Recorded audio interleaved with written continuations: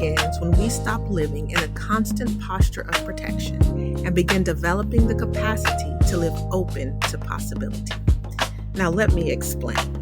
I was crashing out, or about to crash out, to turn the phrase my teenage children use so well in my household. I could feel that emotional overload and eventual spillage was imminent. Somewhere in the middle of all that emotion, actually, it was right before the spillage, I told myself what so many of us have heard: girl, get a grip. My impending emotional outburst was not what surprised me. I am, by nature, a very passionate person. I always have been. And my biggest challenge and change is managing the emotional outbursts common to being a passionate person. What surprised me was the image of myself I saw in my mind's eye after I told myself to get a grip. What I pictured was not the epitome of a calm, cool, and collected person who had somehow managed to pull herself together. It was the opposite. I saw clenched fists, raised shoulders, a tightened jaw, beady eyes, and shallow breathing. Everything was tight. Everything was braced. And then, in the very next moment, I saw my sister girls, the women who wanted change, who needed change, and who were working toward change. I saw those marvelous ladies from my time working in the hotel. I saw my colleagues holding everything together at the desk and at home. I saw my neighbors wanting and needing change so desperately, but constricted by old habits and familiar ways of being. And I thought, we are all in, or have been in, these seasons of change. Seasons when we want something different. Seasons when we are working towards something different. Seasons when opportunity may even be present.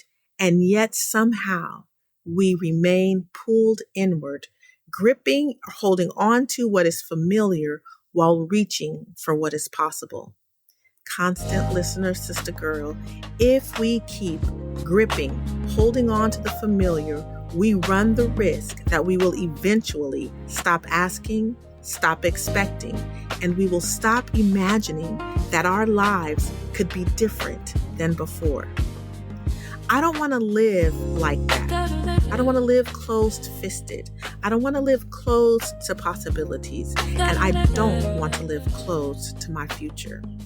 I want to move forward with integrity. I want the different parts of my life to begin working together instead of constantly fighting one another. I want this change to be intentional and, above all else, meaningful. And I don't want to have to fight for every inch of it. Constant listener, what if a person wants change, understands the need for change, and may even have access to opportunity, but lacks the internal and environmental capacity to remain open to what change requires?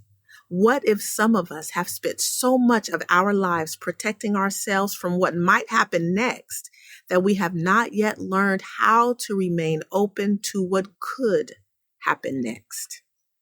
That is where we are going this season.